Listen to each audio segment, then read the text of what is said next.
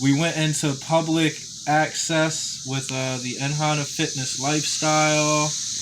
And before you parked, I just wrapped up reviewing your 31 days makeup cosplay.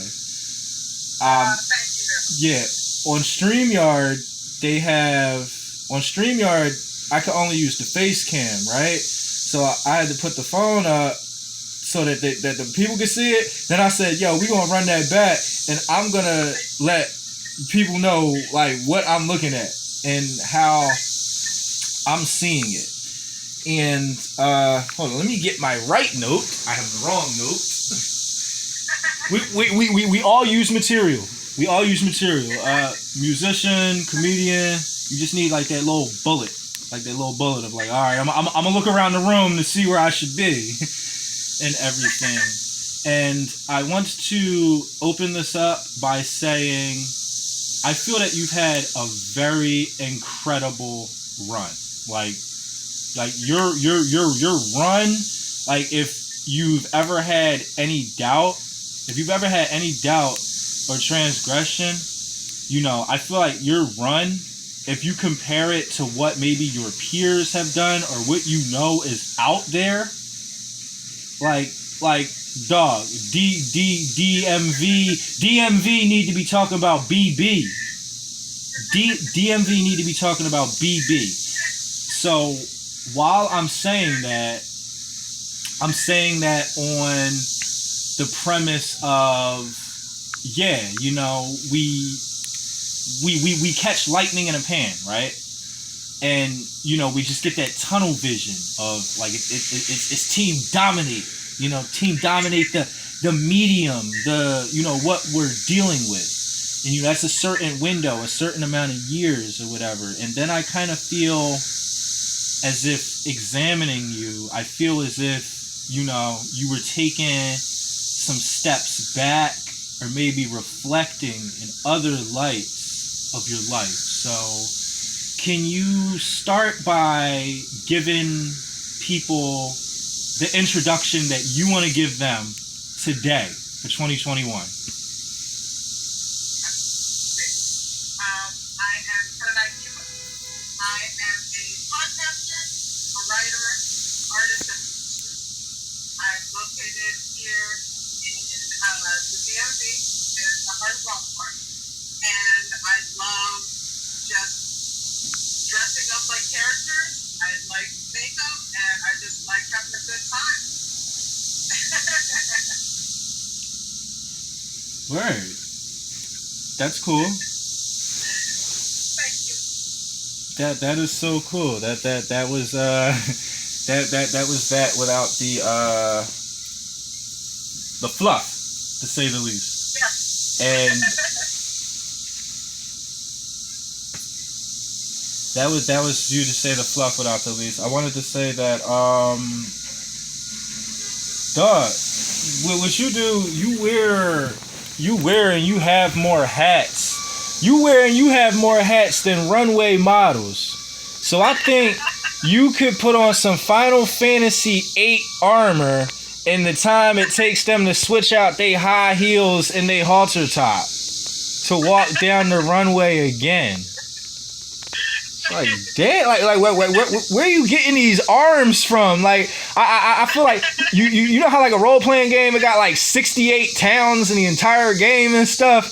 And you be like, oh, you need to take the airship to the dimension of the. It's like, damn, and now she just got this accessory and like, God, you think about. I just like creating. Yeah, and that's just one of those things where especially when it came to the 31 days of cosplay, that one was a tough one because I threw it out there for followers to just pick cosplay, and just based off the resources that I have, it actually helped me a lot to just think on the fly and to learn how to think even faster about just what I utilized in my house when it came to my fan. I can't believe I did that twice. But yeah, that was really like the basic, is just to see what I can do on a budget and how quickly I can bust it out each day, just to see how close or as accurate experience is like, that was really it, to really stretch out the creative juices. I wish I had 6 months. I'd be probably doing even more and living up to the Jamaican stereotype and having like 20 jobs. But for now, I only got 2. Duh, son, you got about 7 different worlds on the interweb. I remember I was trying to like reference and go back to YouTube, but I couldn't use your name on YouTube because the character kept popping up. So I had to think about, what page actually contained the direct link to, like get to her. And I want to keep it on the subject of, the cosplay. I want to know, what was a difficult like scenario? Like, what was a difficult scenario like for you, at any point in time, whether, it was about life, the setup, the show, etc. Like what was something that was real difficult? I would have to say, when it comes to cosplays that people haven't made yet, it's probably the most difficult. And I'm like, I have no basis on where to start. I have no basis on how other people have certain materials or how this fit or how this works. Situations like that, which was part of the reason why I started 31 days of like cosplay makeup and stuff. And then it's always difficult whenever you're cosplaying, especially a character that's not your skin tone. And a lot of people, like on the internet, keyboard gamers, they always have something to say about it. But if they don't pay my bills, I don't listen. Yeah. Without a doubt, I could definitely dig that. There. It seems that you deal with a lot of industrious kind of, professions. I recently put together that sewing is like that's a major thing. I'm like, yo, man, she probably sews like 5 to 10, 20 hours a week or something, man. Yeah, it's actually my full-time career now doing this. Not only do I do regular tailoring for, I guess I would say normal clothes, but I also commission cosplays as well. You make people's costumes. Yeah? I do. Mm-hmm. Word, yo. Once we get off this call, can I see? Yes, I do. Yeah, can I see? Somebody you made. See somebody you made. Absolutely. And this has me thinking. This has me thinking over looking. Your folders that you have out there. This has me thinking. From the video game standpoint, do you prefer making costumes for more like animated rated G games, or do you prefer like that dark noir? Because I have seen that balance of like, oh snap, those are the characters the 5-year-olds can recognize, and then times I've seen real gory.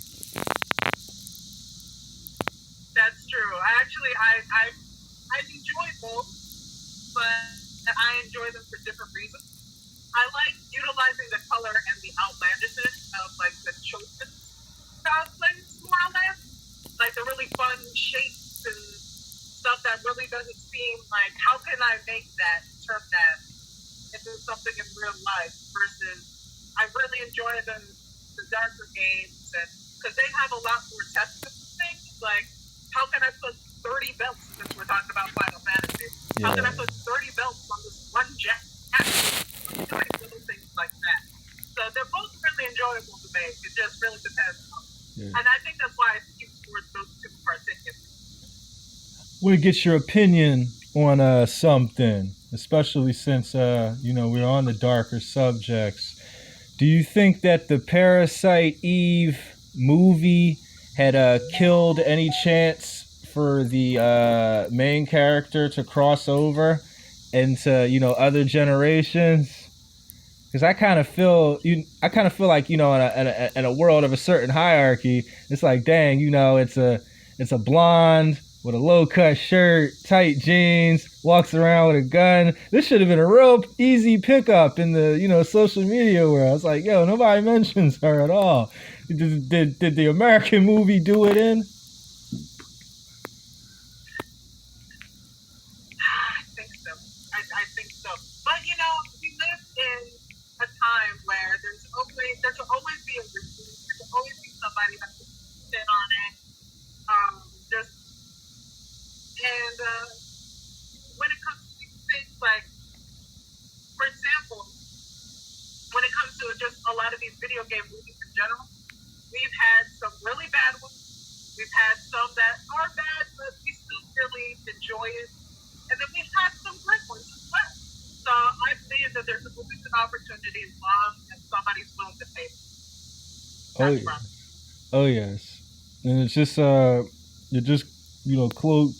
just to touch on what you just said about the bad ones. It's now been agreed that Street Fighter Jean-Claude Van Damme is so horrendous, it's good. And we can finally enjoy its AMC butter. We can finally enjoy its AMC butter 30 years after the fact of it being made. I'm not gonna lie, I've already really enjoyed Jean-Claude Van Damme anyway. So I was one of the quiet ones. I'm like, yeah, and then I watch it again by myself. You take that there. I want to give you an overview on why I do this today. Sure. It stems from my hometown. It's Gotham City. There's a meme that says Philadelphia is Gotham City with no Batman, because there's just all levels of freaks and it's dirty as hell, and yeah, we got those kind of things going. We have marginalized communities where you just got people who live next to people that don't acknowledge them or even open up the same opportunities. One of those things was known as a porch fest. It's a porch fest. And in this neighborhood where I got the census that it's 60,000 Africans. It's 60,000 African people in this neighborhood and stuff. So about 4 years ago, I said, yo, man, we got to get something done. We need to get something done, and we need to show that you have a universal right to create your own cultures, experiences, and chances to really be together. I'm not talking about Christmas, Easter, or anything like that. I'm really talking about coming to the table and making enlightenment for people who look and represent like you. Yeah, and one of the reasons I said I want to push it later this year, I went through them in one of the previous lives earlier, but I said, number one, this is our home. And I'm not going to deny that. I'm not going to deny what makes me feel like I'm at home, what brings me peace, and what chances I tried to give home before finding home. I'm not going to take that, I'm not going to take that out of consideration. So, and settling and, just really being comfortable here, there's no way I could like logistically coordinate something between 40 to 70 people. Like when I'm able to, throw events with people, there's no way I can, be here and, freaking make sure everything's okay over there. or whatnot. So that was my first reason. My second reason was that I found out that small units of like the police were doing these proxy breakups. They remind me of you ever be in the city and you see the dumbass black helicopter and it goes social distance, please 6 feet apart. Yeah, so shit like that was happening, and I'm like, all right, I can't hit up some of the regulars or whatnot. And then, the third thing was the most popular thing since the sandwich, which is COVID. And, and I didn't want to, I didn't want to, I didn't want to like sort through, are you cool with a mask? You're not cool with a mask. Are you worried about vaccinated people? Are you? That is a lot. Yeah. So this was the best recourse for people that they're available all kinds of times today. They're available all kinds of times today, and I'd be out here giving Skynet to bars. That's why like some of my stuff gets either banned or suspended. But I do want to thank partner for allowing me to utilize the space of having these streams actually go where they're supposed to. We've had good live traffic so far, and I want you to take this experience, right? And I want you to go, yo, I know 4 or 5 good friends that can attract a couple hundred people for, charities, awarenesses, the mutual aid, like, the exact cooperation of those, very deeds. And this is, what makes the Rbgfest like necessary, in my mind and everything, Closing out, I do want to pick your brain a little bit. I would like to know, we're here. We're here in terms of, the Japanimation, in terms of the phenomena, in terms of like, the intricacies. We have officially crossed over. Where do you see the future of, cosplayers and just, people that, really have the Oda crews and, the touring con folks? Like what does that future look like to you, like, moving forward? Well, that's a little hard, especially when it comes to COVID and kind of putting a stop almost to all of it. But I do believe that it's going to continue, but it's going to thrive again, but it'll be a little different than what we're used to. It'll take some adjusting. And especially with the new generation coming up, I think it's going to be really cool. I'm not quite sure where or what's going to happen. There'll probably be more virtual options for us, and one where it's a little more appealing, so they'll readily want to be near people. But aside from that, I think it'll thrive. It'll take some time. We got to peel the Band-Aid off. We got to adjust the work. But I think it's going to be even bigger and better than it was before. Yeah. If you're around a little later, I got some folks from the Poochie Con coming on. Oh. Yeah, I got some Poochie Con folks coming. I think they're going to hand me the taping because they were all in different spots. So I said, yo, here's the script. I want you guys to really get in and get at it, So, yeah, I want to thank you for being here. I want to thank you for being here from, when I first started,